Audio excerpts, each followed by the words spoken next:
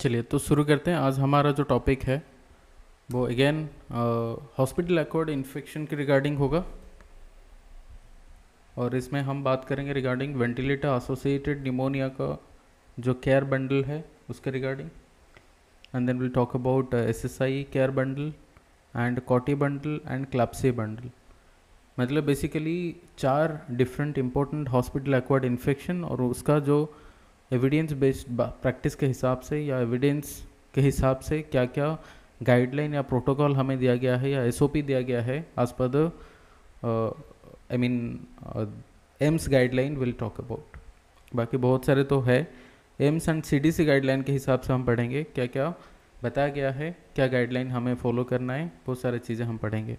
क्या मेरा voice clear है सबके लिए? क्या मेरा वॉइस क्लियर है सबको? Yes sir. ओके फाइन, चलो यस सर। चलो तो शुरू करते हैं। पहले हम शुरू करते हैं regarding hospital acquired infection and then will talk about क्या इंपॉर्टेंट हॉस्पिटल एक्वायर्ड इन्फेक्शन होता है and then will talk about different types, right. So चलिए, तो हॉस्पिटल एक्वायर्ड इन्फेक्शन के रिगार्डिंग अगर बात करें जिसे बोलते हैं HAI, हॉस्पिटल एक्वायर्ड इन्फेक्शन या नोजोकोमियल इन्फेक्शन भी बोल सकते हो। सो जो कि बेसिकली कितने घंटे के बाद होना चाहिए? आफ्टर एडमिशन 48 आवर के बाद, 48 आवर के बाद अगर होता है तो बोलते हैं हम लोग हॉस्पिटल एक्वायर्ड इन्फेक्शन या नोजोकोमियल इन्फेक्शन बोलते हैं। बट HAI का टाइप्स अगर देखें तो इसमें थोड़ा सा टाइमिंग का थोड़ा गड़बड़ होगा। टाइमिंग के रिगार्डिंग हमें थोड़ा सा कॉन्शियस होना पड़ेगा क्योंकि क्लैप्सी एंड कॉटी बंडल इसमें थोड़ा सा टाइमिंग अलग रहता है, तो हमें ये ध्यान से पढ़ना है, ठीक है। तो पहले समझते हैं हॉस्पिटल एक्वायर्ड इन्फेक्शन का जो 4 इंपॉर्टेंट वेराइटीज़ हैं जो हमें पढ़ना चाहिए वो है नंबर 1 क्लैप्सी बंडल, ठीक है। क्लैप्सी बंडल क्या है? क्लैप्सी मतलब क्या आता है बताओ, कौन बोल सकता है? Central line associated blood stream infection. Yes, very good. Central line associated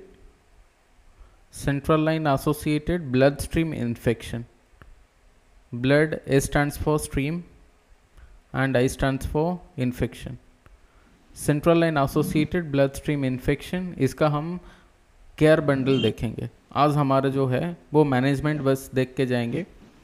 number 2 आते हैं क्लैप्सी के बाद वो आता है कॉटी, ठीक है। कॉटी बंडल केयर में अगर देखें कॉटी मतलब क्या आता है, कौन बोलेगा? Catheter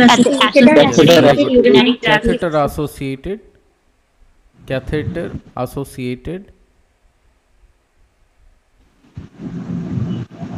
urinary tract infection, urinary tract infection, right. समझ में आ रहा है क्या?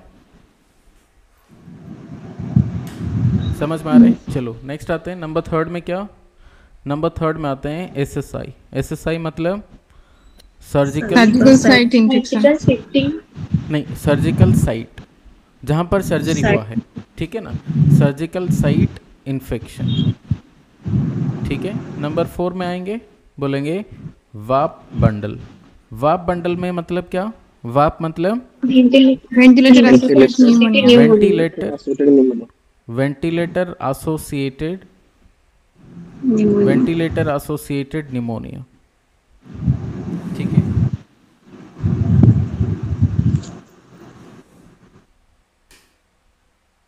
चलिए तो पहले हाँ, वेरी गुड इवनिंग। चलिए तो पहले शुरू करते हैं। पहला वाला क्या है बताओ? क्लैप्सी, ठीक है। तो क्लैप्सी के रिगार्डिंग पहले समझते हैं, उसके बाद धीरे धीरे समझेंगे बाकी सारा। तो पहले समझते हैं क्लैप्सी क्या है और उसके बाद इसका क्या मैनेजमेंट होगा और इसमें क्या कॉमन पैथोजेंस होते हैं, क्या साइन सिम्टम या क्राइटेरिया होता है क्लैप्सी को डायग्नोसिस कराने में और क्या मैनेजमेंट रहेगा, ये हमें पढ़ना है आज। तो क्लैप्सी के बाद पढ़ेंगे वैसे कॉटी का एंड देन वाप एंड SSI।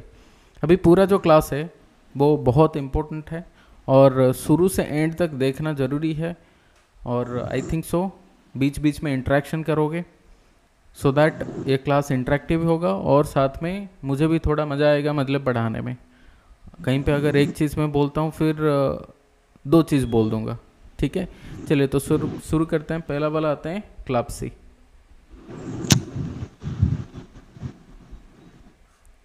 सो क्लैप्सी मतलब समझ में आ जाता है कि ये catheter central line associated blood stream infection है। तो सेंट्रल लाइन एसोसिएटेड मतलब क्या, अगर किसी का सेंट्रल लाइन प्लेसमेंट हुआ है और ये विद इन 48 आवर्स, समझ रहे हो क्या मैं बोल रहा हूँ, विद इन 48 आवर अगर इन्फेक्शन डेवलप होता है, दैट इज कॉल्ड द क्लैप्सी, मतलब central line associated blood stream infection. इसका मतलब क्या हुआ, मान के चलते हैं अभी पेशेंट एडमिशन हुआ, ठीक है ना, एडमिशन हुआ, हमने क्या किया, सेंट्रल लाइन लगाया, सेंट्रल लाइन लगाया, ठीक है। अगर सेंट्रल लाइन प्लेस में है, सेंट्रल लाइन है और पेशेंट को इन्फेक्शन हुआ तो बोल देंगे क्लैप्सी है। लेकिन हमें एक चीज़ जो रूल आउट करना है, इन्फेक्शन का और कोई कॉज नहीं है, समझ रहे हो क्या, यहाँ पे देखना पड़ेगा। पेशेंट एडमिशन के बाद हमने सेंट्रल लाइन लगाया and there is some infection, blood stream infection patient को है, without any other cause, without any other cause, तुम्हें नहीं पता और कोई कॉज है, मतलब तुम रूल आउट कर दिए, कोई और कॉज नहीं है, बस सेंट्रल लाइन हमें प्लेसमेंट में लगाया था, सेंट्रल लाइन हम लगाए थे और अभी पेशेंट का इन्फेक्शन हुआ है। अगर कोई और दूसरा कॉज तुम्हें नहीं मिल रहा, देन यू कैन डाउट कि ये सेंट्रल लाइन के वजह से हुआ है। So will say this is CLABSI. ये हो गया नंबर 1 क्राइटेरिया। सेकंड क्राइटेरिया ये है, सेकंड क्राइटेरिया ये है कि जब इन्फेक्शन डेवलप हुआ, मान के चलते हैं अभी हुआ इन्फेक्शन पेशेंट को और तुम्हें जाना है बैक में कितना, 48 आवर, ठीक है। अगर ये विद इन 48 आवर, यहाँ पे अगर सेंट्रल लाइन लगाया गया था, ठीक है ना, यहाँ पे सेंट्रल लाइन लगा गया था, सेंट्रल लाइन वो कोई भी टाइम हो, but it should be within 48 hour before the infection developed, ठीक है ना। मतलब इन्फेक्शन डेवलपमेंट होने का 48 आवर के अंदर अगर सेंट्रल लाइन लगा गया है, then this might be a possibility of CLABSI. बात समझ रहे हो, 2 क्राइटेरिया हमें यहाँ पे पता चला। क्या, जब पेशेंट को, यहाँ पे 2 चीज़ हम बोल सकते हैं, पेशेंट को इन्फेक्शन है, patient has blood stream infection, उस टाइम पे हम क्लैप्सी बोलेंगे अगर नंबर 1 क्राइटेरिया, अगर सेंट्रल लाइन प्लेसमेंट है, अगर central line is in place.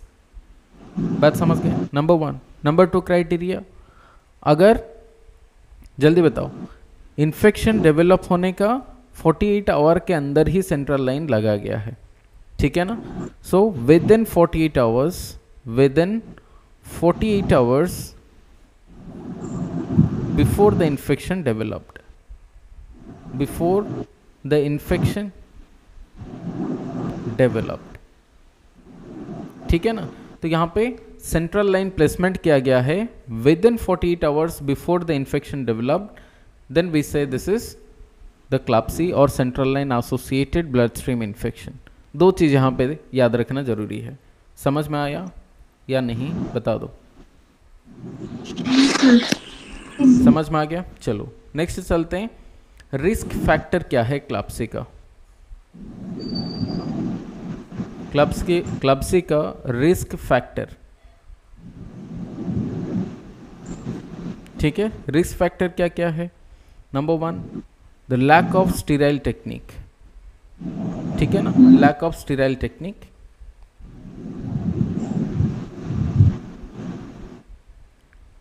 Lack of sterile technique, ठीक है।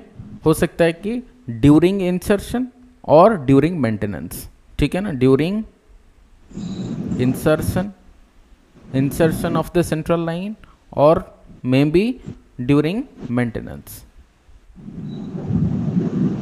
ठीक है ना। मेंटेनेंस मतलब इंसर्शन करने के बाद सेंट्रल लाइन में तो प्लेसमेंट हो गया सेंट्रल लाइन, अभी उसे क्या करना, मेंटेन करना होगा, ड्रेसिंग करना होगा, ठीक है ना।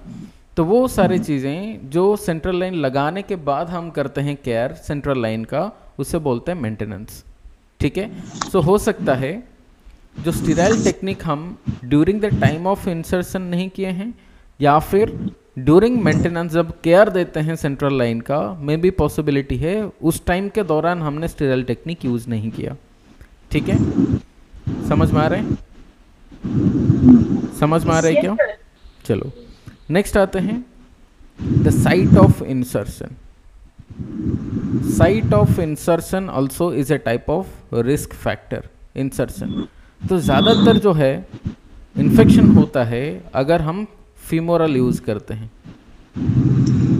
ठीक है, फीमोरल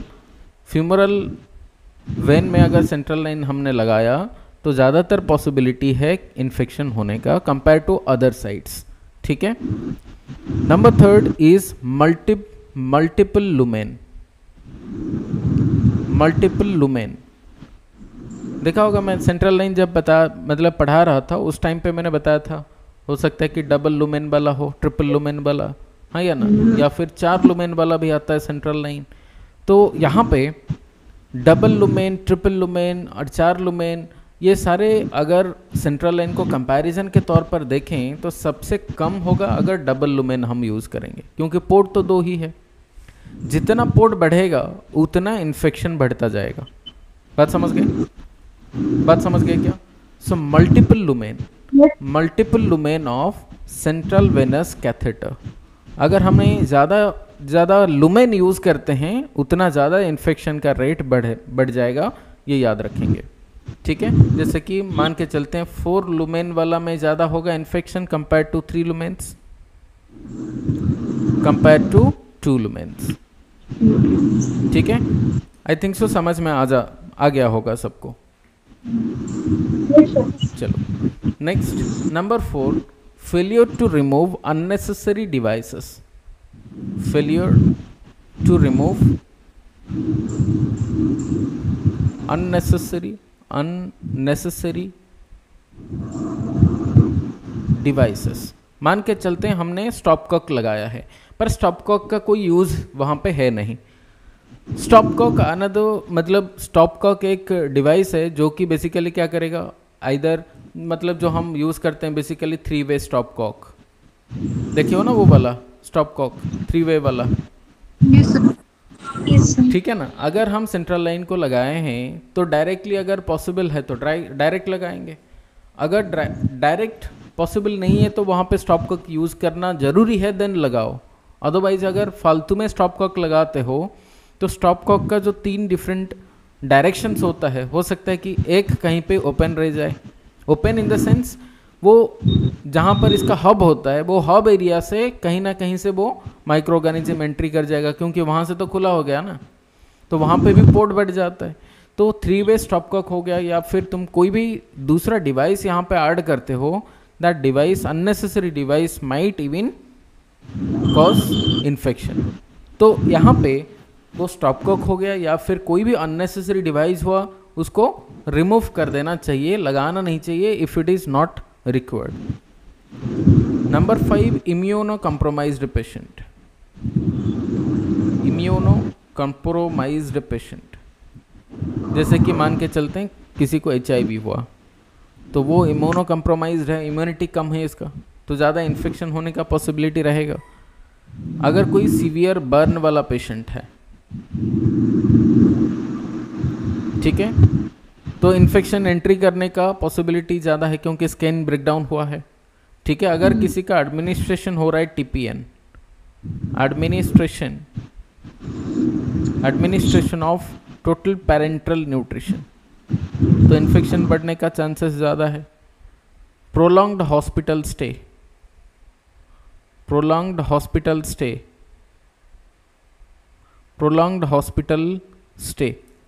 ठीक है, तो ये हो जाता है सारा रिस्क फैक्टर। जितना लंबा टाइम हॉस्पिटल में रहेंगे उतना ज़्यादा इन्फेक्शन होगा।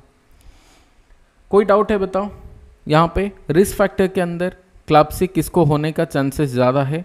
क्या यहाँ पे कोई डाउट है बताओ? No sir. चलो let's talk about the criteria. किसको बोलेंगे कि ये क्लैप्सी वाला पेशेंट है? क्राइटेरिया क्या है? कब बोलेंगे कि ये क्लैप्सी है या central line associated blood stream infection है, कब बोलेंगे? तो नंबर 1 क्या क्राइटेरिया होना चाहिए?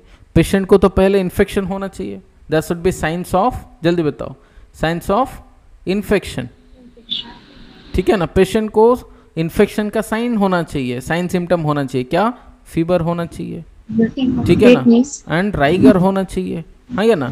और जहाँ पे सर्जिकल सेंट्रल लाइन प्लेसमेंट किए हैं तो वो जगह पे क्या होगा, कहीं ना कहीं इन्फेक्शन दिखेगा, हाँ या ना बोलो, हाँ या ना बोलो, समझ रही हो ना। तो वहाँ पे साइट में क्या दिखाई देगा, साइट में दिखाई देगा स्किन रेडनेस दिखाई देगा, हाँ या ना बोलो, रेडनेस दिखाई देगा, और क्या दिखाई देगा बताओ, स्वेलिंग होगा, हाँ या ना बोलो, और क्या हो सकता है, पुरुलेंट डिस्चार्ज हो सकता है, कुछ डिस्चार्ज, हाँ या ना, कुछ भी हो सकता है साइट में, समझ गए। और क्या होना चाहिए, hypotension, hypotension because of the toxins, ठीक है ना। जिसलिए क्या होता है, याद है ना किसी को, जब हम पढ़ते हैं बेसिकली शॉक, एक सेप्टिक शॉक करके है, याद है किसी को सेप्टिक शॉक, सेप्टिक शॉक क्या है बताओ, जहाँ पर बैक्टीरिया टॉक्सिन रिलीज करते हैं, हमारा ब्लड प्रेशर धीरे धीरे कम होता जाता है, तो वो है सेप्टिक शॉक वाला कंडीशन। तो वो हाइपोटेंशन होने का पॉसिबिलिटी है। Altered mental status, Altered mental status, ठीक है। ये हो गया नंबर 1 क्राइटेरिया कि पेशेंट को इन्फेक्शन का साइन सिम्टम होना चाहिए, समझ गए, हाँ या ना बोलो। Number two criteria is that positive blood culture.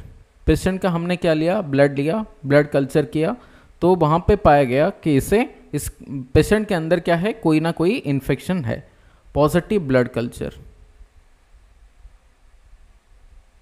समझ गए। तो पहला वाला क्राइटेरिया क्या है, पेशेंट को इन्फेक्शन का साइन सिम्टम होना चाहिए। नंबर 2 पॉजिटिव ब्लड कल्चर होना चाहिए। Number 3 there is no alternative source of blood stream infection, alternative, there is no alternative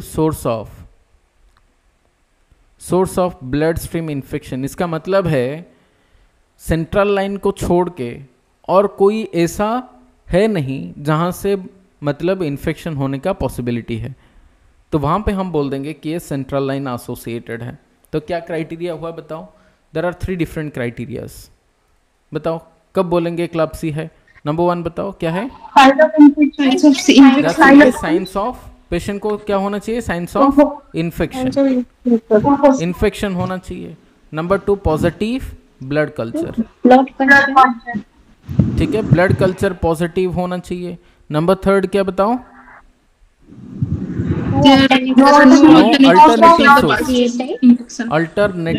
no alternative source of BSI, ठीक है ना, एक्सेप्ट व्हाट, एक्सेप्ट, जल्दी बताओ, सेंट्रल लाइन, सेंट्रल लाइन को छोड़ के और कोई सोर्स है नहीं जहां से बॉडी के अंदर बैक्टीरिया एंट्री कर लें, ठीक है। चलो तो यहां पे चलते हैं, बात करेंगे रिगार्डिंग द मैनेजमेंट, क्लब्सी का मैनेजमेंट। तो यहां पे मैनेजमेंट होता है क्या, नंबर 1 इज एंटीबायोटिक, ठीक है। Number 2 management is the CLABSI bundle, CLABSI bundle. So what do you mean by bundle, bundle मतलब क्या बताओ, क्लब्सी बंडल मतलब क्या बताओ, कौन बोल सकता है, चेकलिस्ट, यस चेकलिस्ट है, जो हमें सारा जो पॉइंट्स वहां पे लिखा गया है वो सारा पॉइंट्स को हमें फॉलो करना है, हाँ या ना बोलो, यस सर, हाँ या ना बोलो। तो यहाँ पे क्लब्सी बंडल ये है, बंडल का मतलब ये समझ लो, बंडल मतलब ग्रुप, हाँ या ना बोलो। सो ग्रुप मतलब क्या, ग्रुप ऑफ इंटरवेंशंस और ग्रुप ऑफ ट्रीटमेंट्स, हाँ या ना बोलो, ग्रुप ऑफ ट्रीटमेंट्स या फिर इंटरवेंशंस, ठीक है।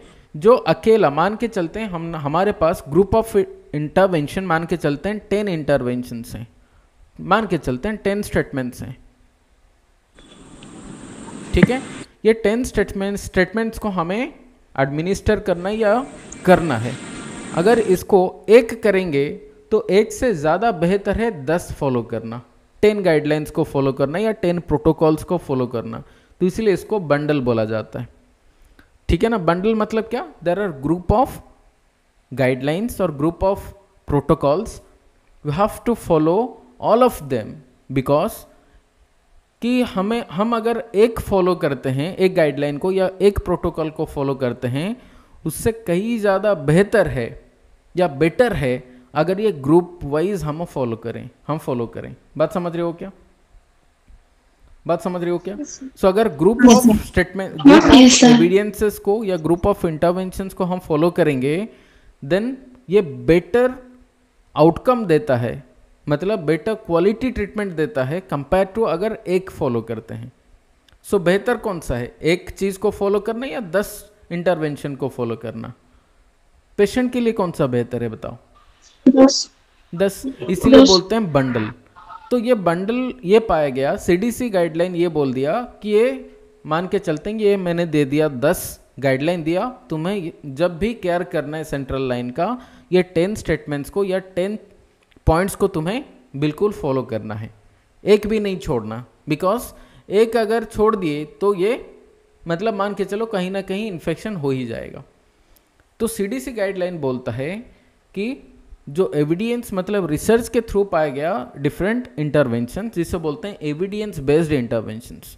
ठीक है ना। सो क्लबसी बंडल मतलब क्या? बंडल मतलब ए सेट ऑफ या फिर बोल सकते हो ए ग्रुप ऑफ, ठीक है ना, ए सेट ऑफ और group of evidence based. Evidence मतलब क्या? एविडेंस्ड मतलब जिसका प्रूफ है, एविडेंस बेस्ड इंटरवेंशंस। ठीक है ना। इंटरवेंशन जो कि रिसर्च के थ्रू प्रूफ किया गया है ये बेनिफिशियल है।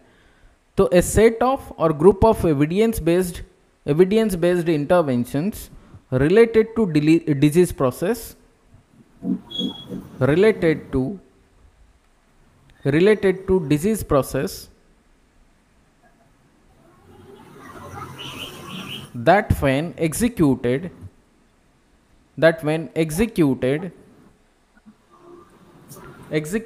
together result better outcome than when implemented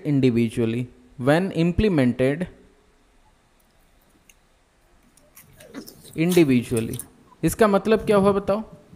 अगर 10 स्टेटमेंट्स हमें दिया गया, ग्रुप ऑफ मतलब इंटरवेंशंस दिया गया, तो अगर हम कंबाइनिंगली सबको फॉलो करें तो ये बेटर रिजल्ट देता है कंपेयर टू अगर एक हम फॉलो करते हैं।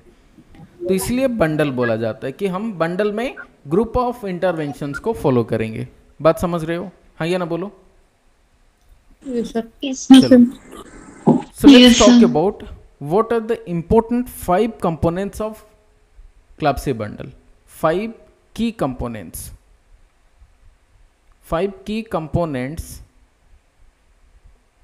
of CLABSI bundle।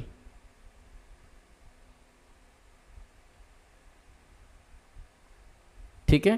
क्लब्सी बंडल के अंदर 5 इंपॉर्टेंट पॉइंट्स क्या है? ठीक है। नंबर 1 एक है हैंड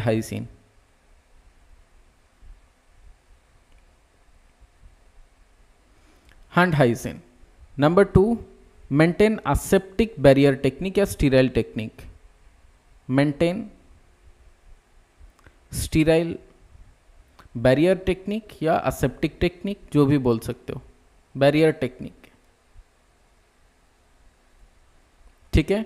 नंबर 3 स्किन एंटीसेप्सिस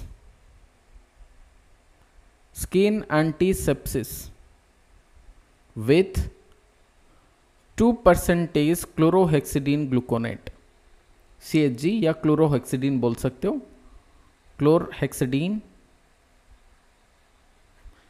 ठीक है। 2% क्लोरहेक्सिडीन, ये वेट बाय वॉल्यूम है। 2% क्लोरहेक्सिडीन ग्लूकोनेट स्किन एंटीसेप्सिस के लिए यूज करना है। Number 4 avoid femoral access.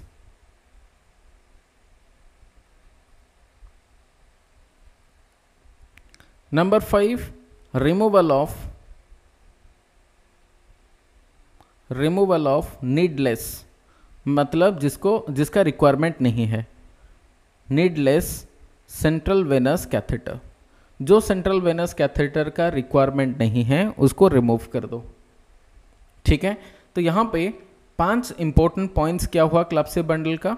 एक है हैंड हाइजीन, जब भी हम कोई भी प्रोसीड्योर करेंगे वो चाहे इंसर्शन के टाइम हो या मेंटेनेंस के टाइम हो, hand hygiene is important. Number 2, maintain sterile barrier technique. Number 3, skin antisepsis with 2% chlorhexidine gluconate. Number 4, avoid femoral access, और फीमोरल वेन के थ्रू जो हम बेसिकली सेंट्रल लाइन लगाते हैं वो अवॉइड करेंगे। 5, रिमूवल ऑफ नीडलेस, जो रिक्वायरमेंट नहीं है वो सेंट्रल वेनस कैथेटर को रिमूव करेंगे। ठीक है, so this are going to be 5 important points और की कंपोनेंट्स ऑफ क्लैप्सी बंडल। अच्छा, क्लैप्सी बंडल को ना 2 तरीके से बांटा गया है। ठीक है, क्लैप्सी बंडल को 2 तरीके से, मतलब क्या, जो केयर देते हैं हम इसको 2 तरीके से बांटा गया है। मतलब eight the time of insertion, जब हम इंसर्ट करते हैं सेंट्रल लाइन को उस टाइम पे हमें क्या केयर देना है, और इंसर्शन करने के बाद जो मेंटेनेंस फेज आता है, जब हम केयर देते हैं सेंट्रल लाइन का केयर देते हैं आफ्टर इंसर्शन, उसके लिए क्या मतलब गाइडलाइन है। तो 2 गाइडलाइन यहाँ पे मिलेगा हमारे लिए क्लैप्सी बंडल का। सो क्लैप्सी बंडल में हमें 2 इंपॉर्टेंट बंडल मिलता है या केयर बंडल मिलता है। तो क्या, number 1 insertion bundle, insertion bundle.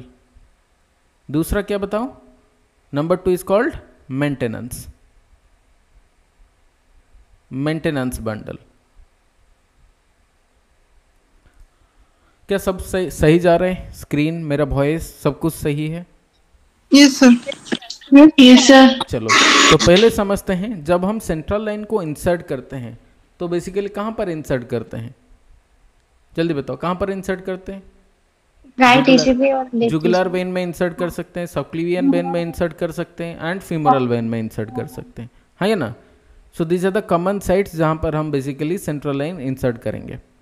अभी इंसर्शन करने के टाइम जब सेंट्रल लाइन के रिगार्डिंग, टिपियन के रिगार्डिंग बात कर रहे थे, वहाँ पे सेंट्रल लाइन के रिगार्डिंग भी मैंने बताया था। सेंट्रल लाइन के catheter, I think so catheter care का एक क्लास था, आई थिंक सो, जहाँ पे सेंट्रल लाइन के रिगार्डिंग क्या प्रोसीड्योर है, कैसे इंसर्ट करना है, वो सारी चीज़ें बताया गया है। वो वाला क्लास देखे हो क्या? Yes sir. तो पहला वाला देखते हैं, क्या, इंसर्शन बंडल।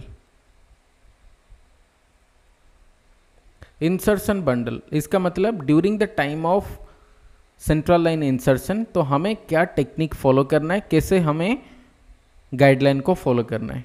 ठीक है, सो नंबर वन क्राइटेरिया ये बोलता है जब कोई रिक्वायरमेंट है तभी इंसर्ट करो सेंट्रल लाइन को। ठीक है ना, insert only if clinically indicated, only if clinically indicated, अगर रिक्वायरमेंट है तभी जाके सेंट्रल लाइन लगाओ, अदरवाइज मत लगाओ। बात समझ गए? बात समझ गए क्या? Yes sir. नंबर 2, अभी नेक्स्ट आता है, जब हम कैथेटर चूज करेंगे तो कैथेटर का जो लुमेन है या पोर्ट है वो ज्यादा होना चाहिए या कम होना चाहिए? बताओ। कम होना चाहिए। कम होना चाहिए। ठीक है, कम होना जितना चाहिए। कम होगा उतना अच्छा। ठीक है ना, so choose catheter with minimal number of ports. ठीक है ना, choose catheter with minimal number of port, minimal numbers of ports. जितना कम होगा उतना बढ़िया। अगर रिक्वायरमेंट है ज़्यादा देन अलग बात है, लेकिन जितना कम उतना अच्छा। ठीक है ना। Number 3 is hand hygiene.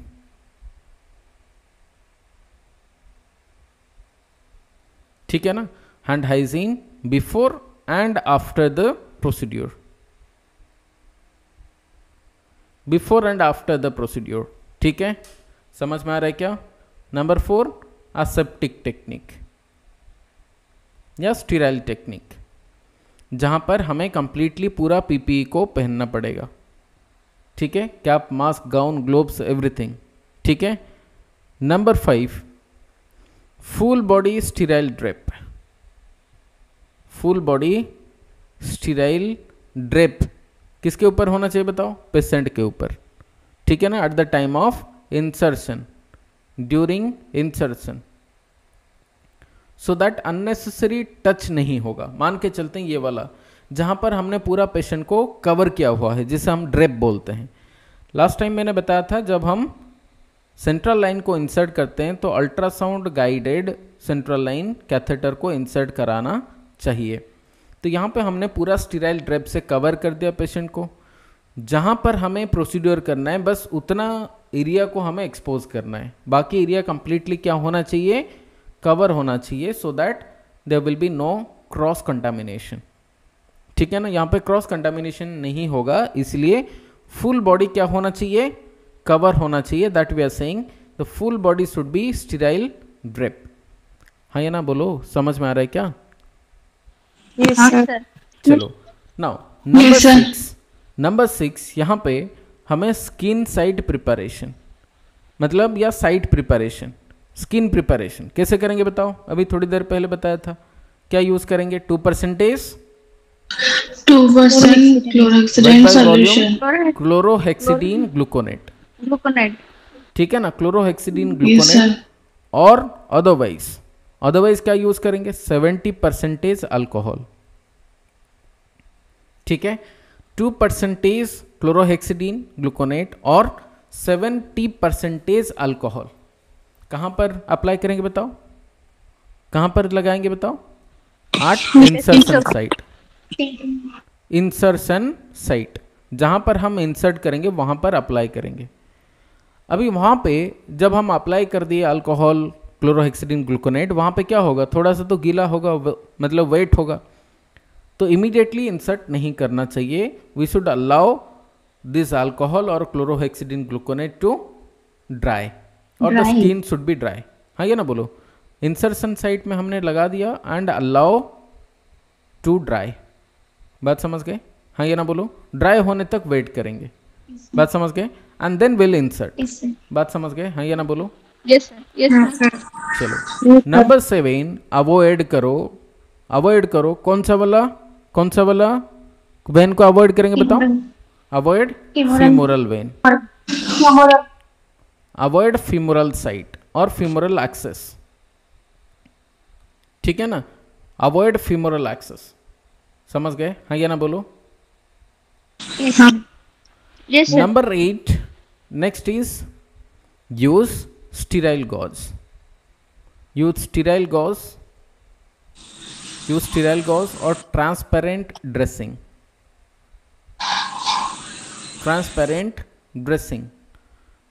सो ये हो गया जब हम इंसर्ट कर रहे हैं उस टाइम के दौरान हमें ये चीजें फॉलो करना है, सो दैट क्लैप्सी नहीं होगा या सेंट्रल लाइन जो ब्लड स्ट्रीम इन्फेक्शन होता है, एसोसिएटेड ब्लड स्ट्रीम इन्फेक्शन, ये नहीं होगा।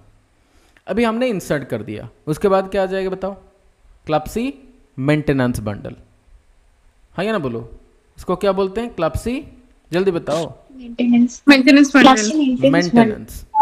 मेंटेनेंस बंडल, ठीक है ना। अभी सेंट्रल लाइन प्लेसमेंट में है, सेंट्रल लाइन लगा गया है, अभी हमें सेंट्रल लाइन जब केयर देना है उस टाइम पे क्या करना, ठीक है। सो नंबर 1 इज जब भी हमें केयर देना, पहला वाला काम क्या है? Hand washing, hand hygiene. हाँ या ना बोलो, समझ गए? ये इंपॉर्टेंट है। Yes, sir. नेक्स्ट नंबर 2 क्या बताओ? जहां पर सेंट्रल लाइन इंसर्ट किया गया है वो साइट को चेक करना, असेसमेंट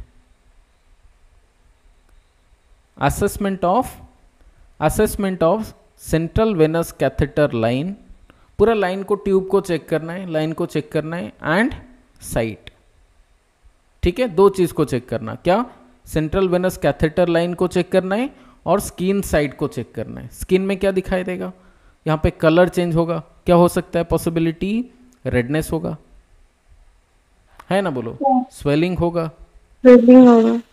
और क्या हो सकता है? उजिंग हो सकता है, हाँ ये ना बोलो। Yes, बात sir. समझ रही हो? सो ड्रेनेज हो सकता है। अगर ऐसा कुछ है दे हमारा काम होता है immediately report to health care provider, समझ गए? सो ये हो जाता है हमारा क्लाप्सी मेंटेनेंस बंडल का 2 important point. Next is assess for daily. हमें क्या करना, जहां पर सेंट्रल लाइन लगा गया है तो सेंट्रल लाइन हमें डेली ये चेक करना है कि पेशेंट को सेंट्रल लाइन का रिक्वायरमेंट है आज, या इतना रिकवर हो गया पेशेंट कि सेंट्रल लाइन का और ज़रूरत है नहीं। तो ये डेली चेक करना है। सो असेस डेली फॉर रिमूवल, ठीक है ना, assess daily for the removal of unnecessary lines, ठीक है। Assess daily for removal of unnecessary lines.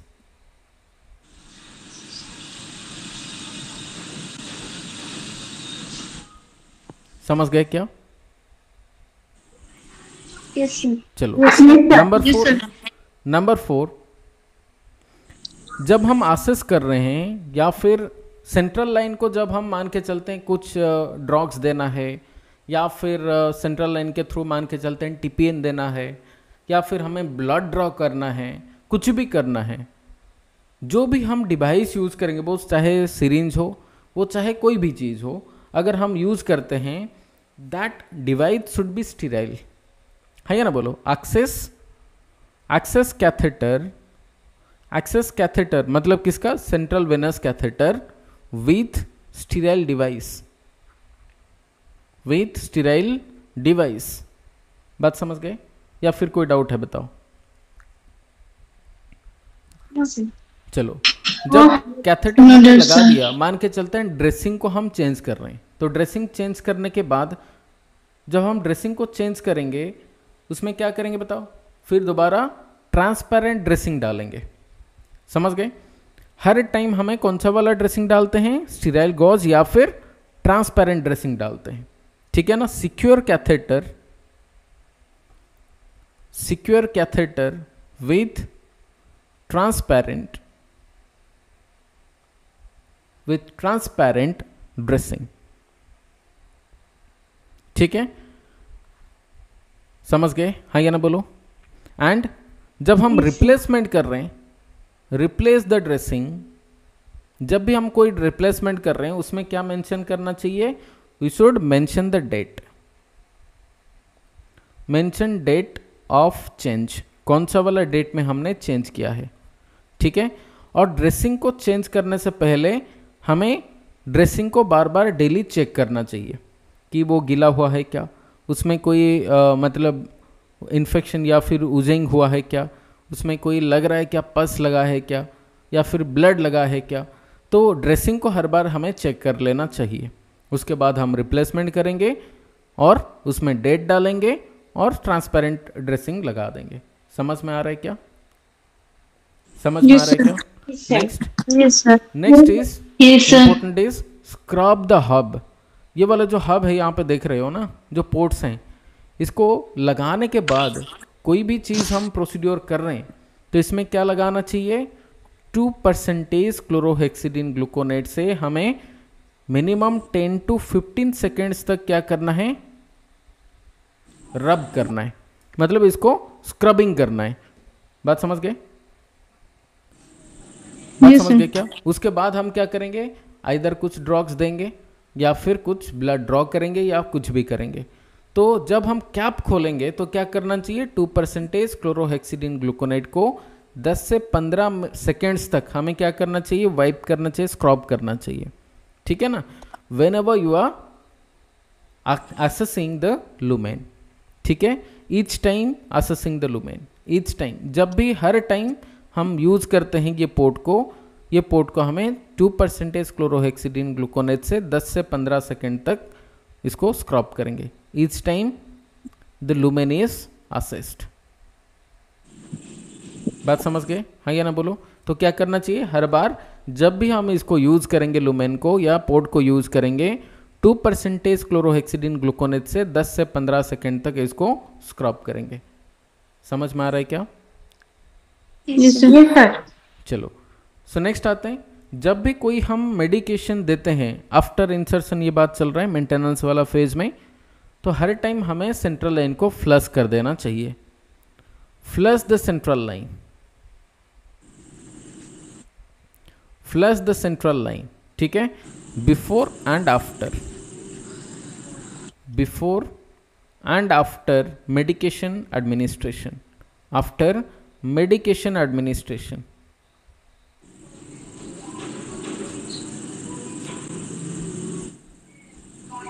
समझ गए? कोई डाउट है क्या? सर जो फ्लोरास्टाइन ग्लूकोनेट में जो आप करेंगे उसके हाथ में करना है क्या? हाथ में क्यों? हाथ में नहीं करना ना, कटन है ना तुम्हारे पास, गज है, गज पीस है ना। Yes sir. तो हाथ में क्यों करना फिर? हाथ थोड़ी ना स्टीराइल है, ठीक है। Yes sir. चलो, तो ये हो गया रिगार्डिंग क्लैप्सी केयर, मतलब central line associated blood stream infection का जो बंडल है, जो सीडीसी गाइडलाइन दिया है उसके हिसाब से। अभी सेकेंड पार्ट हमारा है कॉटी बंडल।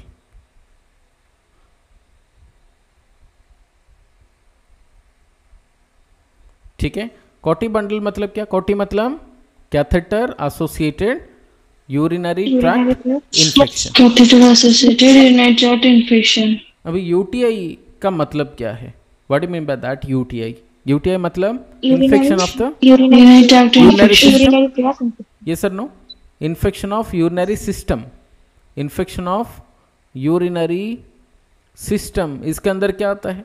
हो सकता है किडनी का हो, ठीक है, हो सकता है यूरेटर का हो सकता है ब्लैडर का हो, या फिर हो सकता है यूरेथ्रा का भी, ठीक है। Now what is कॉटी?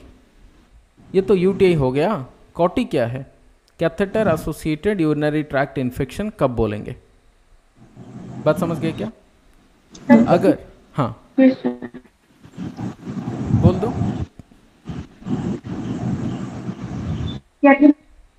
जैसे हमने सेंट्रल लाइन का डेफिनेशन पढ़ा था, मतलब क्लैप्सी का, वही सेम चीज यहाँ पे चिपका दो। क्या है बताओ? अगर पेशेंट का यूटीआई होता है और उस टाइम के दौरान पेशेंट का कैथेटर लगा है, समझ गए? हाँ या ना बोलो? ये हो गया नंबर 1 क्राइटेरिया। पेशेंट का कैथेटर लगा है और यूटीआई हो गया, तो क्या बोलेंगे? हो सकता है कैथेटर के वजह से हो, राइट? या फिर जब पेशेंट को यूटीआई हुआ उसका 48 आवर के अंदर हमने कैथेटर लगाया था, समझ गए क्या? समझ गए क्या? Yes sir. चलो, तो क्या बोलेंगे? नाउ यूटीआई, कॉटी मतलब UTI in a patient who had an indwelling catheter, who had an indwelling catheter,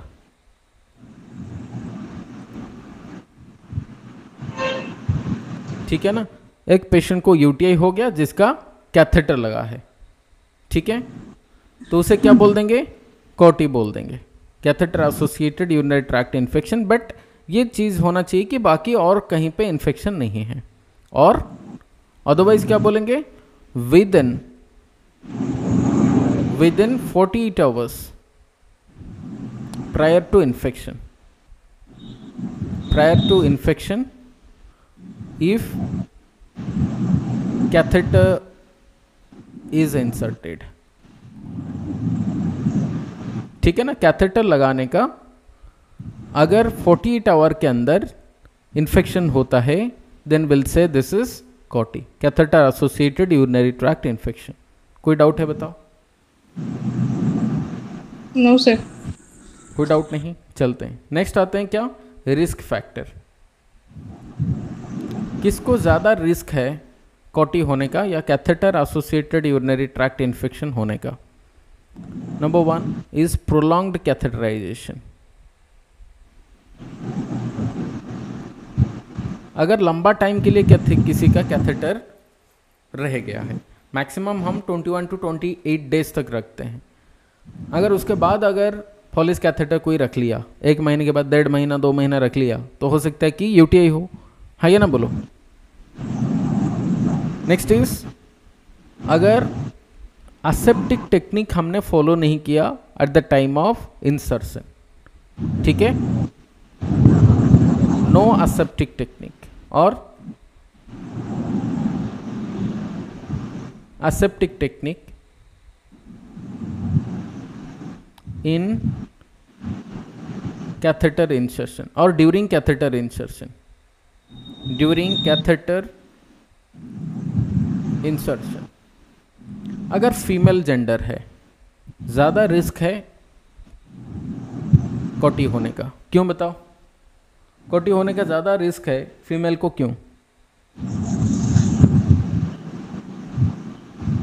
mail को क्यों नहीं है बताओ? क्योंकि यूरेथ्रा का लेंथ छोटा है, समझ गए? सो फीमेल में कितना 5 सेंटीमीटर के अराउंड होता है, इसलिए ज़्यादातर फीमेल को यूटीआई होता है compare to mail.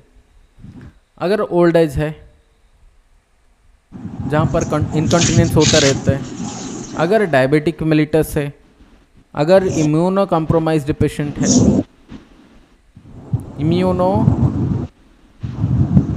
Immuno compromised patient है like HIV,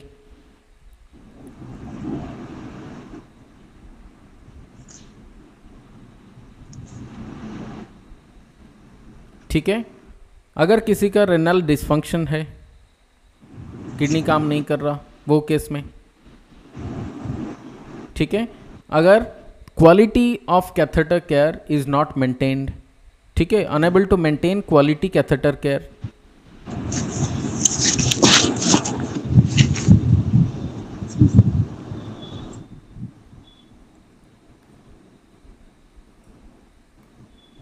so these are going to be the risk factors for COTI or you can say catheter associated urinary tract infections.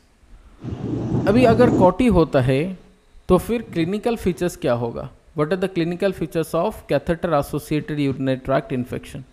क्या होगा बताओ? जैसे यूटीआई का features होता है, सेम फीचर्स यहाँ पे होगा, ठीक है ना? तो क्या होगा बताओ? फीवर होगा, फीवर, और क्या होगा बताओ? लोअर एब्डोमिनल पेन, हाँ या ना बोलो? लोअर एब्डोमिनल पेन से क्या बोलेंगे? सुप्रा प्यूबिक पेन, सुप्रा प्यूबिक टेंडरनेस, हाँ या ना बोलो? हो सकता है कि हेमाचुरिया हो, हाँ या ना बोलो? एंड क्लाउडी मतलब वाइट टाइप का, या फिर फावेल स्मेलिंग, एंड फावेल स्मेलिंग, गंदा smell, फावेल smelling urine,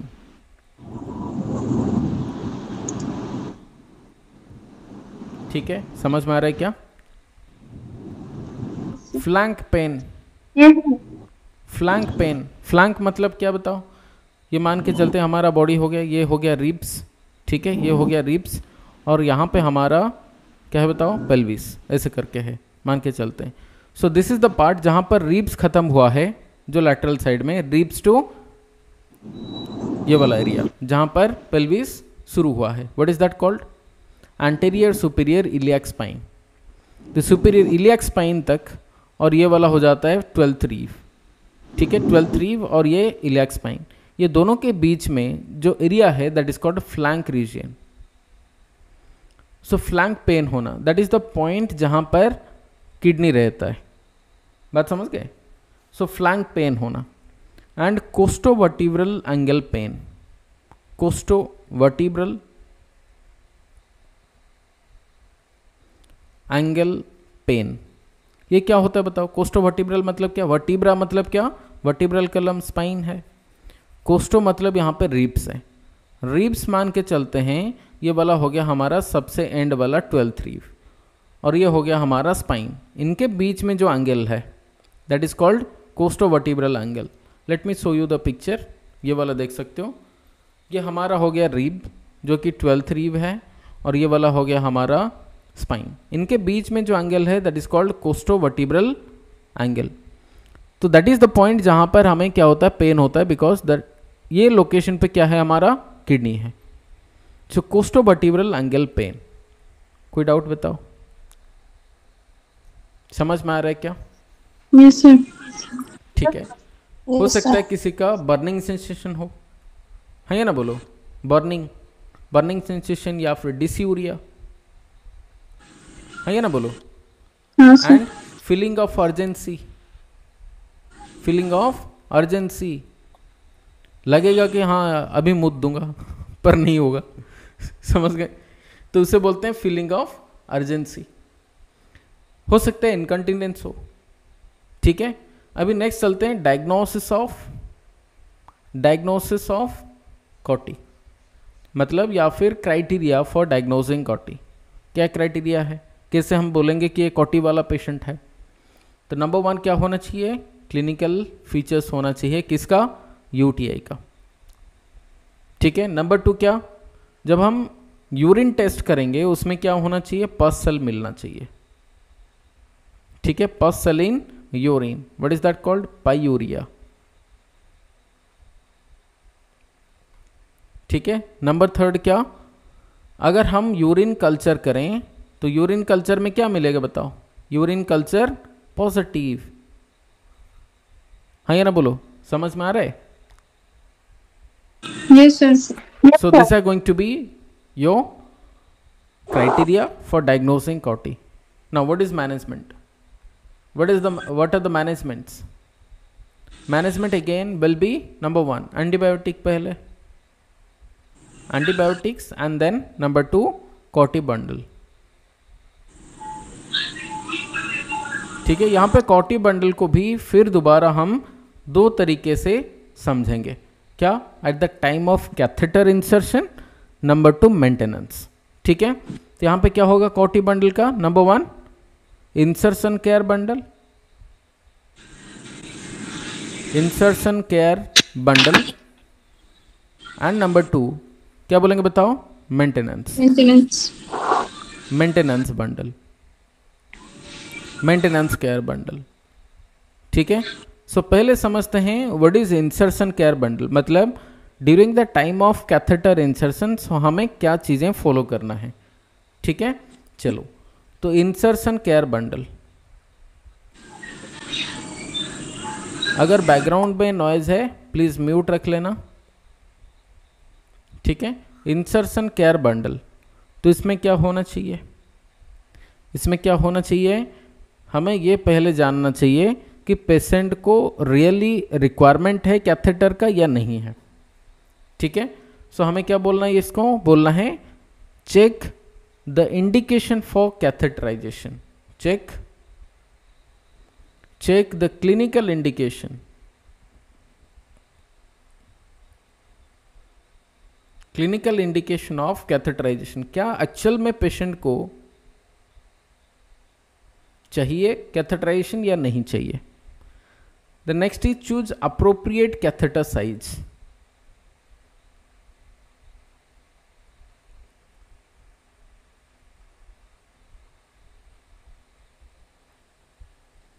Appropriate catheter size.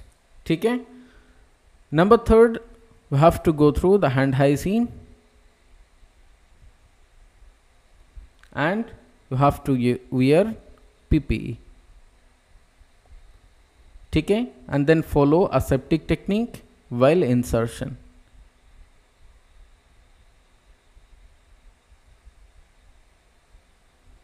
ठीक है, एंड जब भी हम कोई कैथेटर लगाते हैं इसमें हमें कैथेटर से लेके हर चीज स्टीराइल होना चाहिए। Use sterile equipment and as well as items like catheter. ठीक है, and next use closed drainage system, closed drainage system.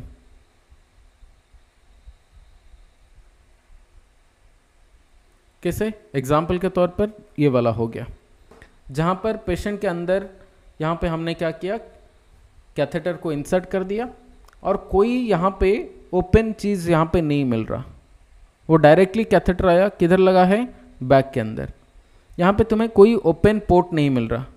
ठीक है ना, अगर ये कैथेटर को हमने क्या किया? ओपन छोड़ दिया, बैग नहीं लगाया, तो ये हो सकता है कि उसके थ्रू एनवायरनमेंट से कोई ना कोई माइक्रो ऑर्गेनिज्म एंटर कर लें। तो हर बार हमें क्लोज ड्रेनेज सिस्टम यूज करना चाहिए जहाँ पर एनवायरनमेंट को कोई चीज़ एक्सपोज नहीं होगा। बात समझ रहे हो? हाँ या ना बोलो। कोई डाउट है क्या? चलो next is after insertion care bundle, देखो ये सारे चीज़ें इसीलिए बंडल में बोला जाता है क्योंकि हर चीज़ को हमें यहाँ पे फॉलो करना है, एक चीज़ नहीं, सारे चीज़ को फॉलो करना, सो दैट ये इफेक्टिवली क्या होगा, इन्फेक्शन को प्रिवेंट कर पाएगा। Number second type of care bundle in case of COTY is called maintenance care bundle.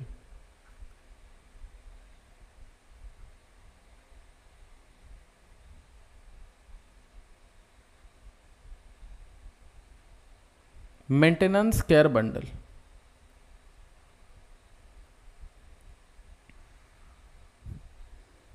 Maintenance care bundle में मतलब क्या, कैथेटर लगाया गया है, उसके बाद हम केयर देते हैं, कैथेटर केयर। उस टाइम पे हमें क्या चीज़ें फॉलो करना है। नंबर 1, हैंड हाइजीन होना चाहिए। जब भी हम कोई प्रोसीड्यूर कर रहे हैं, कैथेटर केयर कर रहे हैं, उसमें हैंड हाइजीन होना चाहिए। और क्या होना चाहिए, हमारा पीपीई होना चाहिए। ठीक है, नेक्स्ट क्या होना चाहिए, एसेप्टिक टेक्निक, एसेप्टिक टेक्निक होना चाहिए। देखो इसमें कोई बड़ी बात है नहीं, सारा चीज़ हर जगह पे ऑलमोस्ट सिमिलर है, लाइक हैंड हाइजीन लगाओ करो, पीपी, एसेप्टिक टेक्निक, ये सारी चीज़ें ऑलमोस्ट सिमिलर है। ठीक है, नेक्स्ट इज रिव्यू। हमें देखना कि कैथेटर आज रिक्वायरमेंट है या नहीं, या फिर आगे रिक्वायरमेंट पेशेंट का है या नहीं। अगर कैथेटर का रिक्वायरमेंट नहीं है देन रिमूव कर दो। जैसे हमने सेंट्रल लाइन के बारे में सोच रहे थे कि सेंट्रल लाइन का अगर रिक्वायरमेंट नहीं है तो रिमूव कर दो, अननेसेसरली क्यों रखेंगे। ठीक है, so review the necessity of catheter regularly, review the requirement of catheter regularly और डेली। डेली चेक करने से ये बेनिफिट मिलेगा, तो हमें पता चलेगा आगे पेशेंट को कैथेटर चाहिए या नहीं चाहिए। अगर नहीं चाहिए रिमूव कर दो। ठीक है, नेक्स्ट इज मेंटेन अनऑब्स्ट्रक्टेड, मतलब जो फ्लो हो रहा है यूरिन, वो यूरिन फ्लो कभी भी बंद नहीं होना चाहिए। मान के चलते हैं कहीं पे ना जो कैथेटर लगा गया है या फिर ट्यूबिंग में कहीं ना कहीं मुड़ गया, तो मुड़ने से क्या होगा, यूरिन तो फ्लो नहीं होगा बैग के अंदर। अगर बैग के अंदर नहीं आता है तो क्या रह जाएगा, वो ब्लैडर के अंदर रहेगा, वहाँ पे इन्फेक्शन होने का पॉसिबिलिटी ज़्यादा है, क्योंकि वो मतलब जितना मतलब जमा होगा फ्लूइड और फ्लो नहीं होगा, जमा होने से ज़्यादा बैक्टीरिया ग्रो होने के लिए ईजी हो जाता है। तो इसीलिए कभी भी किंक नहीं होना चाहिए ट्यूब में। ठीक है, there should not be any obstruction. So maintain unobstructed, maintain unobstructed urine flow. अभी मुझे ये बताओ कैथेटर को कहाँ पर रखना चाहिए, यूरिन बैग को कहाँ पर रखना चाहिए, बॉडी लेवल के ऊपर या बॉडी लेवल के नीचे, या ब्लैडर लेवल के ऊपर या ब्लैडर लेवल के नीचे रखना चाहिए। ब्लैडर लेवल का नीचे रखना चाहिए। So that is also one more important point. अगर ऊपर रखेंगे तो क्या होगा, यूरिन फ्लो होगा क्या, नहीं होगा। सो उल्टा बैक फ्लो होगा या फिर नहीं आएगा, हाँ या ना बोलो। So urine bag should B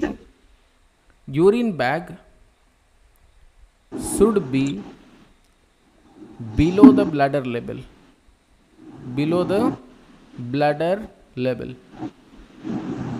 ठीक है, कोई डाउट नहीं। अगर जो कैथेटर हमने इंसर्ट कर दिया, ब्लैडर मतलब लगा दिया बैग, कैथेटर को हम कहाँ पर चिपकाएंगे बताओ, फिक्स कहाँ पर करेंगे, थाई का upper thigh, very good. Secure the catheter on upper thigh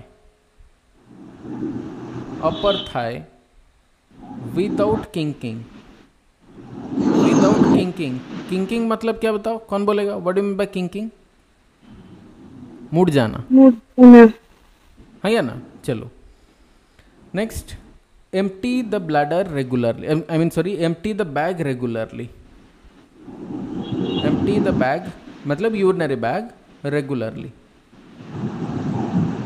ठीक है, ये हो गया रिगार्डिंग मेंटेनेंस केयर बंडल जो हमें फॉलो करना है।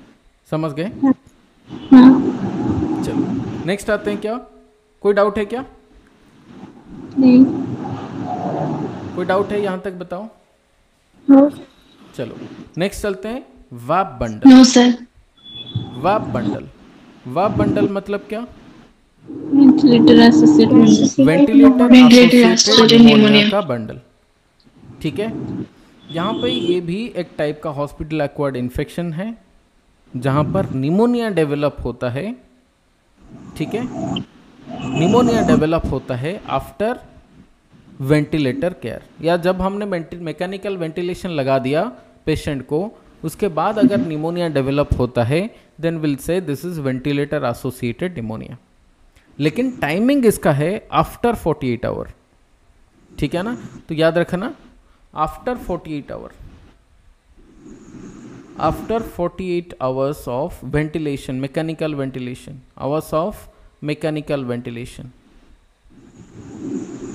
mechanical ventilation, if the patient develops pneumonia called as what?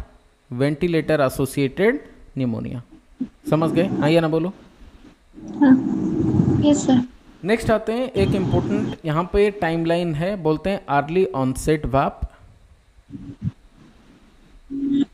And दूसरा बोलते हैं late onset VAP. Late onset VAP, early onset मतलब अगर वेंटिलेटर लगाने का 4 से 5 दिन के अंदर, ठीक है, विद इन 4 to 5 days अगर क्या हुआ, वेंटिलेटर मतलब निमोनिया डेवलप हो गया, that is called early onset. अगर निमोनिया डेवलप होता है after 5 days of mechanical ventilation will be called as what? Late onset VAP. समझ गए? सिंपल सा है, 5 दिन टाइम लाइन है। अगर 5 दिन के अंदर होता है बोलेंगे अर्ली ऑनसेट, 5 दिन के बाद होता है बोल देंगे लेट ऑनसेट। समझ गए? समझ गए क्या? हाँ सर। नेक्स्ट चलते हैं, what are the risk factors?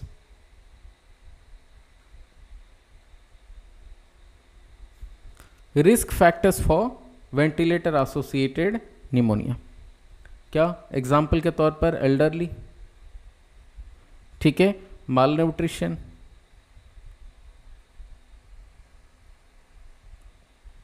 अगर ऑलरेडी किसी का अंडरलाइंग लॉन्ग डिजीज है, अंडरलाइंग लॉन्ग डिजीज, ठीक है, अगर किसी का लगाया गया है जैसे आर्टिफिशियल एयरवे, मतलब ईटी ट्यूब वगैरह, आर्टिफिशियल एयरवे किसी का लगाया गया है, ठीक है, अगर किसी का, अगर मान के चलते हैं ईटी ट्यूब लगाया गया है और हमने एस्पिरेशन नहीं, मतलब सक्शन नहीं किया, ईटी ट्यूब लगाने के बाद बेसिकली सबग्लोटिक सिक्रेशंस जमा हो जाता है। Late me show you this, यहाँ पे देख सकते हैं हमने ईटी ट्यूब लगा दिया। अब ईटी ट्यूब लगाने के बाद ये गया किधर? लैरिंग्स के अंदर से जाके ट्रैकिया के अंदर गया, जहाँ पर हम इसका बेलून को इन्फ्लेट करते हैं। ये हो गया, मान के चलते हैं मतलब लैरिंग्स, ये हो गया लैरिंग्स, या फिर एपिग्लोटिस मान के चलो, एपिग्लोटिस, और ये हो गया बेलून। इनके बीच में जो गैप यहाँ पे देख रहे हो, ये वाला गैप, ये गैप होता है जहाँ पर सिक्रेशन जमा हो जाता है। कहाँ से आएगा? ये माउथ से आएगा सिक्रेशन, ऐसे ये आके इधर जमा हो जाता है, ठीक है।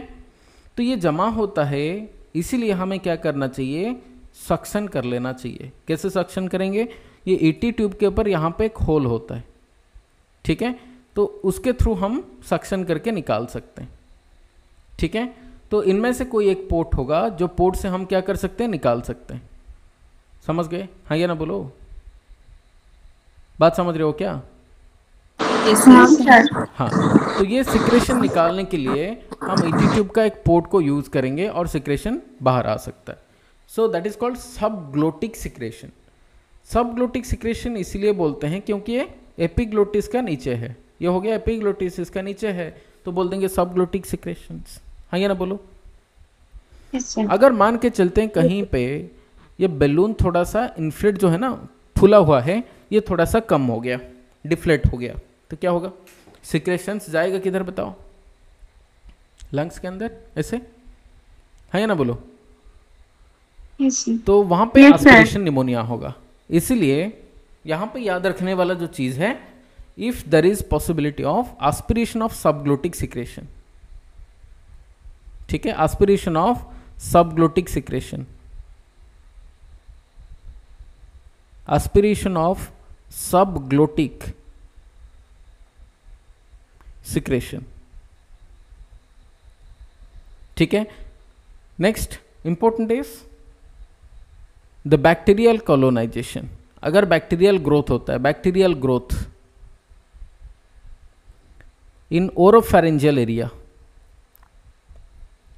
फेरेंजियल एरिया हो जाता है। अगर मान के चलते हैं अनकॉन्शियस पेशेंट है, पड़ा है, हमने अच्छे से माउथ केयर नहीं दिया, तो क्या होगा, ओरोफेरेंजियल एरिया में या फिर माउथ के अंदर ज़्यादा बैक्टीरिया बढ़ेंगे और वो सारे एस्पिरेट होके जाएगा किधर, लंग्स के अंदर, वहाँ पे निमोनिया कराएगा।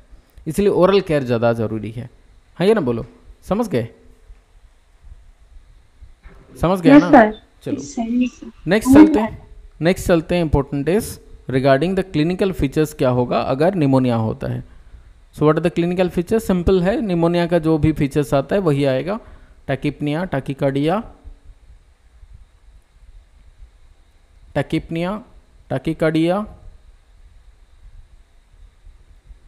फीवर होगा, there will be increased WBC count, and there will be tracheal secretion which will be purulent tracheal secretions,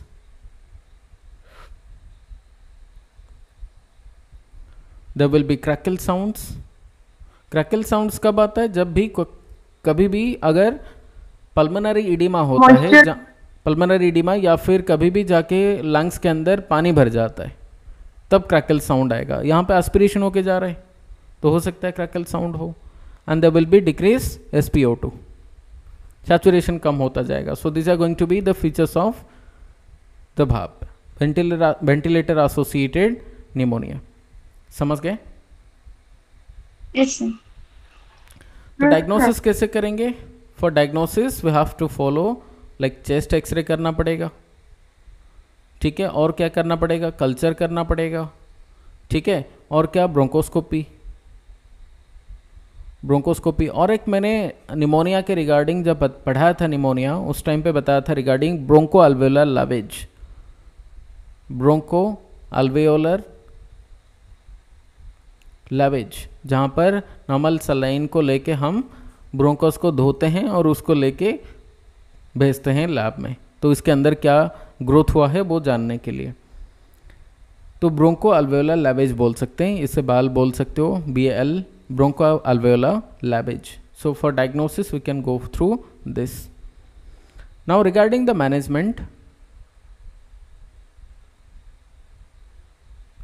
management, so there is nothing like, मतलब ये नहीं बोल सकते कि during the time of insertion and during maintenance, ये नहीं बोल रहे हैं। यहाँ पे बोलेंगे prevention of ventilator associated pneumonia. तो क्या मेजर्स लेना है, ठीक है। सो पहले तो एंटीबायोटिक चलेगा, then next is prevention of VAP, prevention of ventilator associated pneumonia. So prevention के लिए क्या क्या चीज़ें हमें चाहिए यहाँ पे, ठीक है। सो प्रिवेंशन के लिए क्या क्या हमें गाइडलाइन बताया गया है as per the CDC guideline, ठीक है। सो केयर बंडल बोल सकते हैं, वाप care bundle,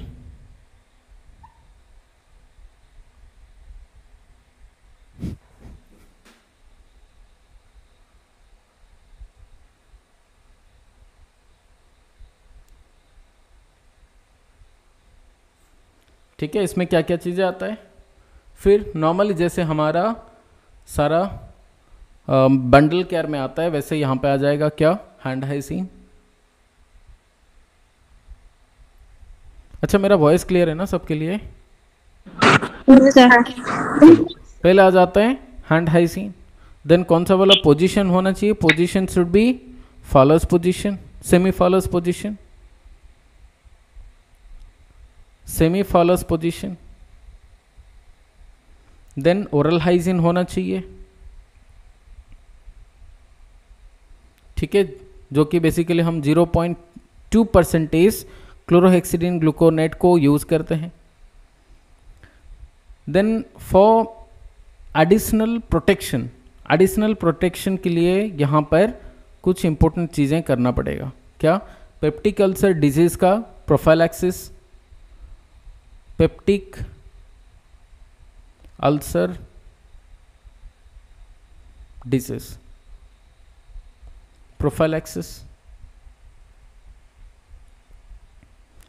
DVT prophylaxis, deep vein thrombosis prophylaxis, मतलब एडिशनल कॉम्प्लिकेशन को हटाने के लिए। इसे डीवीटी प्रोफाइलैक्सिस के लिए क्या दिया जाता है? Low molecular weight heparin, and दूसरा हम डीवीटी स्टॉकिंग दे सकते हैं।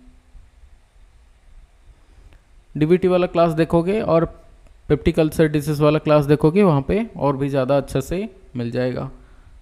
ठीक है, चलो ओसीए रेजिमेन क्या है, ओसीएम रेजिमेन क्या है, वो पेप्टिक अल्सर वाला केस में मैंने बताया हुआ है, यहाँ पे और ज़्यादा नहीं बताऊँगा, मतलब टाइम चला जाएगा, इसमें ज़्यादा वेस्ट नहीं करेंगे हम। जो फोकस है हमारा टॉपिक का वो यहाँ पे देखते हैं। नेक्स्ट आते हैं क्या? एस्पिरेशन, जहाँ पर बेसिकली सबग्लोटिक सिक्रेशन से एस्पिरेशन हो जाता है लंग्स के अंदर। यहाँ पे क्या करना चाहिए एस्पिरेशन को रोकने के लिए? जल्दी बताओ। Yes, aseptic suctioning technique, aseptic suctioning, ठीक है ना, सक्शनिंग।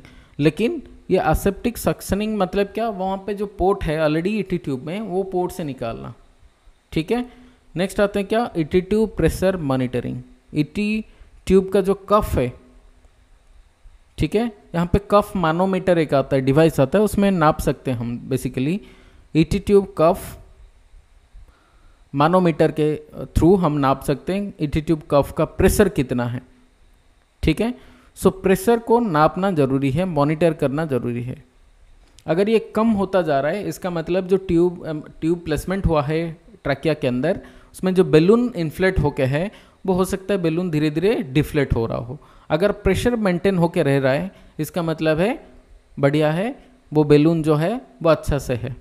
ठीक है, अगर फुला हुआ है, अगर जो प्रेशर अगर मानोमीटर लगा के हम देखेंगे, जो पायलट बैलून है इसका, वो पायलट के साथ अगर जोड़ देंगे मानोमीटर को, वो मानोमीटर दिखाएगा कितना प्रेशर है। नॉर्मली 15 to 20 के अंदर बेसिकली हम रखते हैं।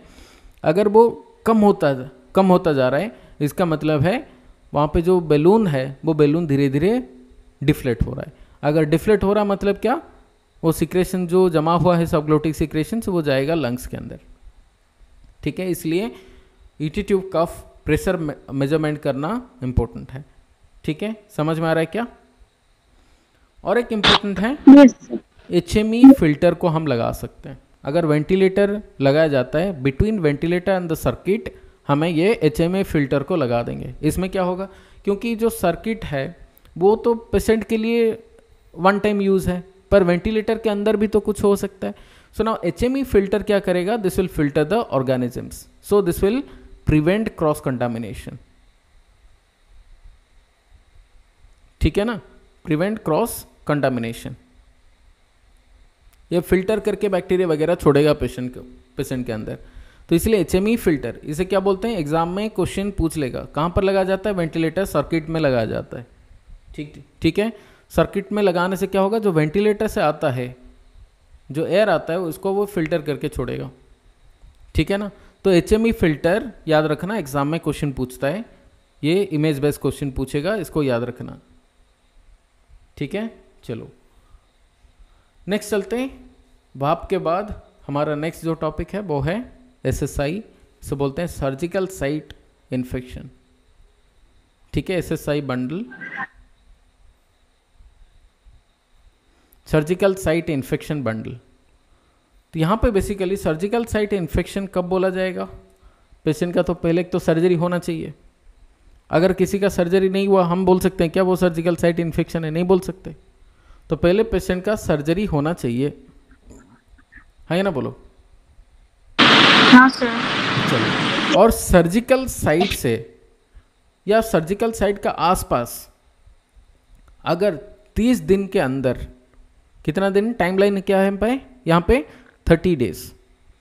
अगर 30 डेज के 20 अंदर days. आफ्टर सर्जरी, सर हाँ आफ्टर सर्जरी अगर 30 डेज के अंदर इन्फेक्शन होता है nearby the surgical site will be called as what, the SSI। या फिर अगर कोई इम्प्लांट हमने लगाया, इम्प्लांट मतलब हो सकता है कि किसी का अगर बोन फ्रैक्चर हुआ है, हमने इम्प्लांट लगा दिया, ठीक है। अगर किसी का स्पाइन इंजरी हुआ है, वहाँ पे हमने एक इम्प्लांट लगा दिया, तो वो इम्प्लांट जगह को अगर इन्फेक्शन के रिगार्ड मतलब SSI बोलेंगे, तो वो जगह पे 90 डेज के बाद अगर होता है, मतलब यहाँ पे टाइमलाइन है 30 डेज जनरल एरिया के ऊपर, अगर इम्प्लांट लगाया जाता है अप टू 90 डेज हम ये बोलेंगे, ठीक है। तो ये मान के चलते हैं पहले SSI बंडल मतलब क्या, I mean surgical site infection मतलब क्या। ये होता है ये कि अगर सर्जिकल साइट पर, ठीक है ना, एट द सर्जिकल साइट और नियर द सर्जिकल साइट यहां पे लिख सकते हैं, near the surgical site if infection occurs within 30 days, within 30 days of surgery or 90 days of implantation और implantable सर्जरी बोल सकते हो, इम्प्लांट सर्जरी, ठीक है। तो टाइमलाइन दोनों को याद रखना है। जनरल क्या बोलेंगे, अगर सर्जरी का 30 दिन के अंदर या अगर इम्प्लांट लगाया गया है 90 डेज के अंदर अगर होता है सर्जिकल साइट पे इन्फेक्शन, बोलेंगे SSI, ठीक है। समझ में आ रहा है क्या सर, समझ में आ रहा है क्या? हाँ यस चलो, तो यहाँ पे बोलेंगे नेक्स्ट, इसको हम 3 डिफरेंट क्राइटेरिया के हिसाब से समझेंगे। एक है superficial incisional surgical site infection, deep incisional and organ और स्पेस सर्जिकल साइट इन्फेक्शन। सो SSI को यहाँ पे हम 3 कैटेगरी में डिवाइड किए हैं, ठीक है। तो पहला वाला क्या आ जाता है, बोलेंगे सुपरफिशियल। अगर सुपरफिशियल इंसिजन है, सुपरफिशियल इंसिजनल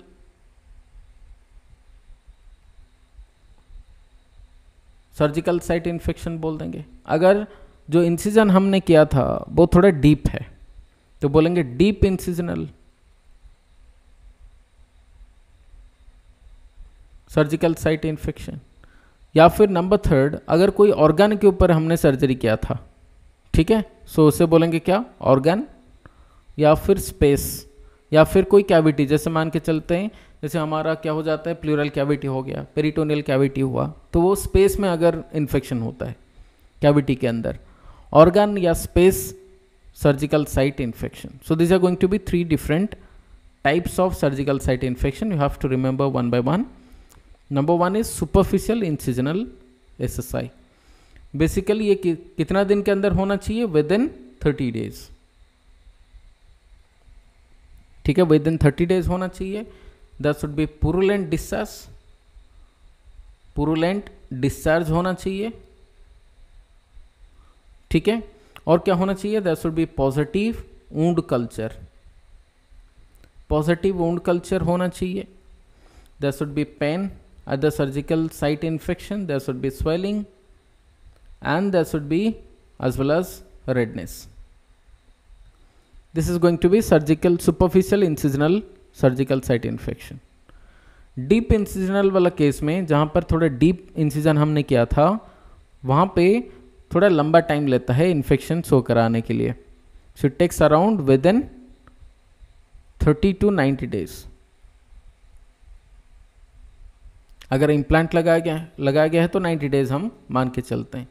वैसे यहाँ पे पुरुलेंट डिस्चार्ज होगा,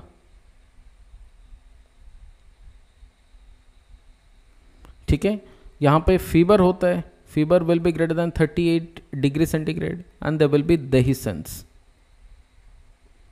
what mean by dehiscence and evisceration, कौन बोलेगा? मान के चलते हैं हमने यहाँ पे ना एक सर्जरी किया है, ऐसे सर्जरी किया और करने के बाद यहाँ पे हमने ऐसे गांठ लगा दिया, सूचर लगाया, अभी dehiscence कब बोलेंगे? जब ये सूचर खुल गया हो, ठीक है, सूचर खुल गया है, लेकिन मान के चलते हैं सूचर खुल गया है लेकिन यहां से कोई ऑर्गन बाहर नहीं आया, ठीक है, सूचर खुल गया लेकिन ऑर्गन बाहर नहीं आया, ठीक है, ऐसे है, पर ऑर्गन जो है ना वो अंदर में है, लेकिन इसे बोलते हैं क्या? dehiscence।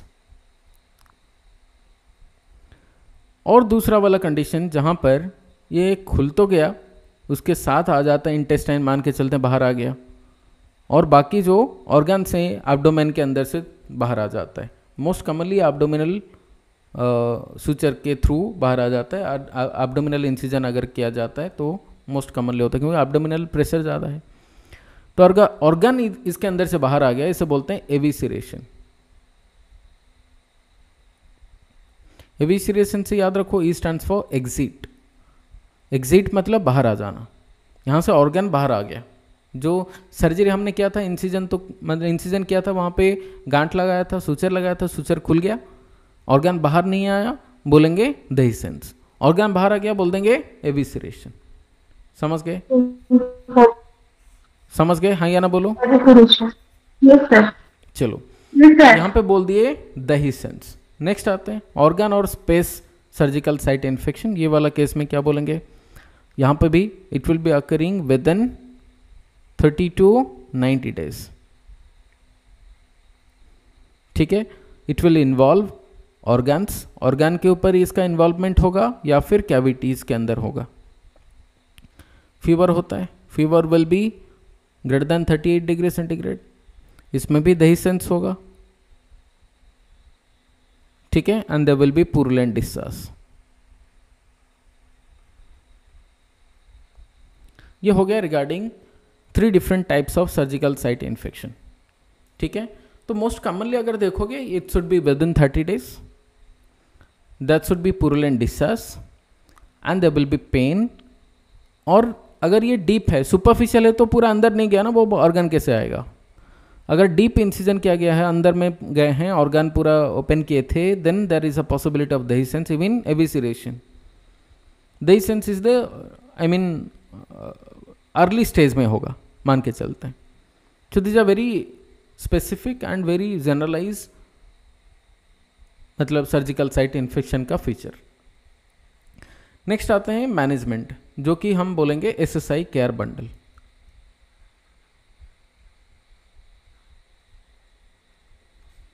इसमें पढ़ेंगे हम लोग सर्जिकल साइट इन्फेक्शन का केयर बंडल, ठीक है। तो क्या क्या केयर होना चाहिए यहाँ पे सर्जिकल केस में? पहला होना चाहिए नॉर्मोथर्मिया। नॉर्मोथर्मिया मतलब क्या? टेम्परेचर पेशेंट का हर टाइम नॉर्मल रहना चाहिए। कब होना चाहिए? Before surgery, even during surgery normal होना चाहिए, एंड इवन आफ्टर सर्जरी, ठीक है। तो हर टाइम पेशेंट का जो टेम्परेचर है वो नॉर्मल होना जरूरी है। Number 2 criteria is glycaemic control. Glycaemic control मतलब क्या? ब्लड ग्लूकोज लेवल हर टाइम नॉर्मल होना चाहिए, blood glucose,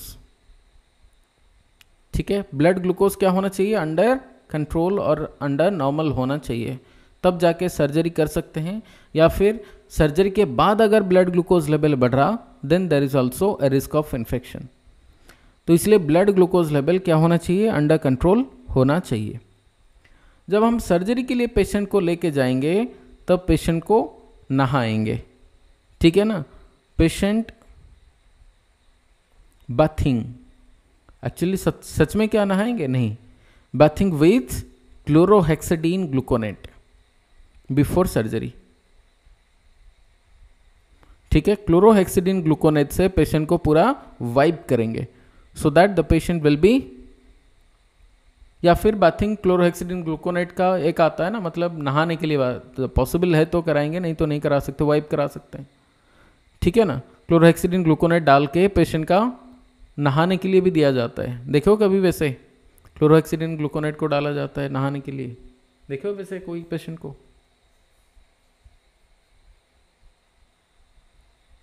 Am I audible? Yes, sir. Okay Yes, sir. चलो, सो यहाँ पे क्लोरोहेक्सिडीन ग्लूकोनेट से पेशेंट का बाथिंग होना चाहिए। देन सर्जिकल साइट प्रिपरेशन, जहाँ पर स्किन प्रिपरेशन असेप्टिकली होना चाहिए। Skin preparation should be aseptical. Skin preparation aseptically, ठीक है, समझ गए क्या? And then there should be antibiotic prophylaxis. Antibiotic prophylaxis कब एंटीबायोटिक शुरू करेंगे बताओ? सर्जरी होना है, कब एंटीबायोटिक शुरू करना चाहिए? Before 1 hour. 1 hour. Before 1 hour of surgery. Very important, very very important, याद रखना। एग्जाम में क्वेश्चन बहुत बार पूछा है। कोई पेशेंट सर्जरी के लिए शेड्यूल किया गया है, एंटीबायोटिक कब शुरू करना चाहिए? कब शुरू करना चाहिए? 1 आवर बिफोर सर्जरी, ठीक है ना? 1 hour before 1 hour of surgery हमें एंटीबायोटिक शुरू कर देना है। या फिर अगर लंबा टाइम के लिए चलेगा सर्जरी, मान के चलते मोर देन 4 आवर चलेगा, देन हमें सेकेंड शॉट भी देना पड़ेगा ड्यूरिंग द सर्जरी, ठीक है ना? सेकेंड शॉट ऑफ एंटीबायोटिक कब देना है बताओ? During the surgery, if surgery is more than 4 hours. If surgery is greater than 4 hours, 4 घंटे से अगर ज़्यादा टाइम के लिए लगेगा सर्जरी, तो फिर क्या करना चाहिए? 2 शॉट देना चाहिए, सेकेंड शॉट देना चाहिए। असेप्टिक वुंड ड्रेसिंग होना चाहिए। जब हम सर्जरी कर दिए उसके बाद सर्जरी का मतलब क्लोजर कर दिए पूरा इंसिजन को क्लोज करने के बाद क्या होना चाहिए? Aseptic wound dressing.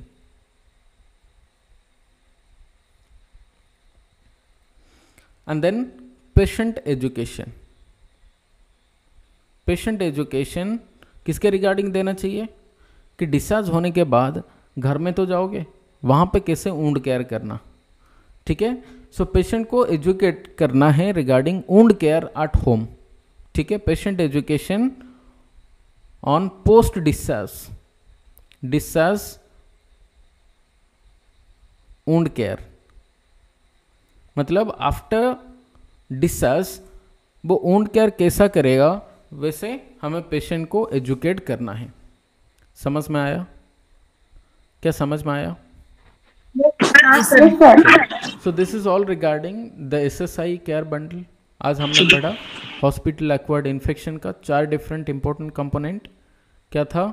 एक था क्या? क्लैप्सी, और दूसरा था हम लोग पढ़े कॉटी के regarding catheter associated urinary tract infection. Number 3 हमारा था वो क्या? Ventilator associated pneumonia. नंबर 4 हमने पढ़ा regarding SSI surgical site surgical site infection. तो ये चारों को तुम्हें एटलीस्ट नोट हो गया सबका? सबका नोट हो गया? हाँ, ये ना बोलो। Yes, sir. Yes sir. चलो, Yes, जिनका sir. नोट नहीं हुआ दोबारा वीडियो देख के नोट बना लो, और जिनका हो गया बढ़िया, इसको रिव्यू करो, ठीक है? अभी आधा घंटा या 1 घंटे के अंदर ये डेफिनेटली अपलोड हो जाएगा, और अपलोड करने के बाद दोबारा देखो, थोड़ा अच्छे से समझ में आएगा। अभी कोई डाउट है तो पूछ लो।